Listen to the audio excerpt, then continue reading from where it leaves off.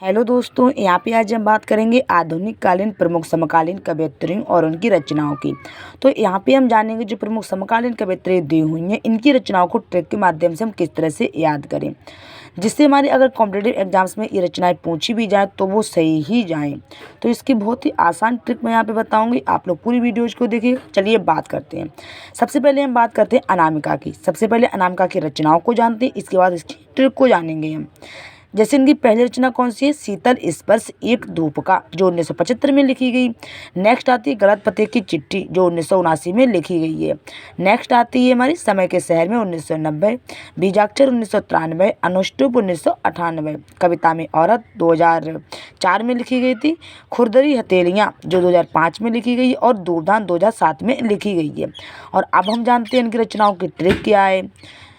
तो धूपदान में खुरदरी हथेलियाँ, समय के शहर में गलत पते की चिट्ठी हैं। अब जो धूपदान है उसमें जो खुरदरी हथेलियाँ वो क्या है, समय के शहर में गलत पते की चिट्ठी हैं। शीतल स्पर्श एक धूप का, बीजाक्षर कविता में औरत का अनुष्टुप है।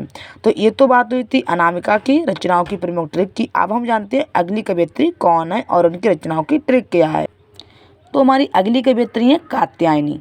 अब हम जानते हैं कात्यायनी की प्रमुख रचनाएं कौन सी हैं और उनकी ट्रिक क्या है। सबसे पहले रचनाओं को देखते हैं। इनकी पहली रचना आती है चेहरे पर आँच। नेक्स्ट है सात भाइयों के बीच चंपा। नेक्स्ट है इस पौरसपूर समय में। नेक्स्ट जादू ने कविता। नेक्स्ट राख अंधेरे की बारिश में। नेक्स्ट है फुटपाथ पर कुर्सी। तो अब हम इनकी रचनाओं की ट्रिक देखते हैं। और ये काम और करिएगा, जैसे कोई भी रचना हम पढ़ते हैं, अगर उनका संबंध हमारे कोई भी आसपास की चीज़ से जुड़ पाता है तो उसे जोड़िएगा, जिससे हमें रचनाएं और भी आसानी से याद होंगी। जैसे इनकी रचनाओं की ट्रिक क्या है। जैसे राख अंधेरे की बारिश में, सात भाइयों के बीच चंपा के चेहरे पर आँच और फुटपाथ पर कुर्सी। अब थोड़ा सेंस लगाइए। वह राख अंधेरे की बारिश है, उसमें एक चंपा नाम की लड़की है जिसके सात भाई हैं, उसके बाद भी उसके चेहरे पर आँच, मतलब बहुत ज़्यादा परेशान है, और उसकी जो कुर्सी वो फुटपाथ पर है, रहने के लिए घर भी नहीं है। तो इस तरह से थोड़ा सेंस लगाएंगे तो वो चीज़ हमारे दिमाग में और भी जल्दी याद हो जाएगी, या दिमाग में बैठ जाएगी। जैसे कि राख अंधेरे की बारिश में, सात भाइयों के बीच चंपा के चेहरे पर आँच और फुटपाथ पर कुर्सी है। अब इस पौरसपूर समय में जादू नहीं कविता है। तो इस तरह से थोड़ा समझ के पढ़ेंगे तो वो चीज़ हमें और भी आसानी से याद होगी। आप लोग एक बार करके देखिएगा। नेक्स्ट हमारी कवयित्री आती है गगन गिल। इनकी रचनाएं क्या है। एक दिन लौटेगी लड़की, अंधेरे में बुड्ढा, ये आकांक्षा का समय नहीं, थपक थपक दिल थपक थपक। अब ये तो इनकी क्या हुई, रचनाएं हो गई। अब हम जानते हैं इनकी ट्रिक क्या है।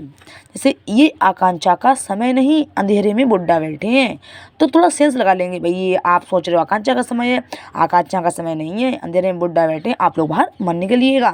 फिर थपक थपक दिल थपक थपक में एक दिन लौटेगी लड़की। तो इस तरह से हमने बात की थी हमारी आधुनिक कालीन कवयित्री कौन सी है और इनकी प्रमुख रचनाएं कौन सी हैं, उनकी ट्रिक क्या है वो हमने जाना। आप लोग पूरी वीडियोज को देखिएगा और मुझे कमेंट सेक्शन में अवश्य बताइएगा हमारी ट्रिक आप लोगों को कैसी लगी। और अगर हमारी वीडियोज आप सभी को पसंद है तो लाइक सब्सक्राइब और शेयर करिएगा।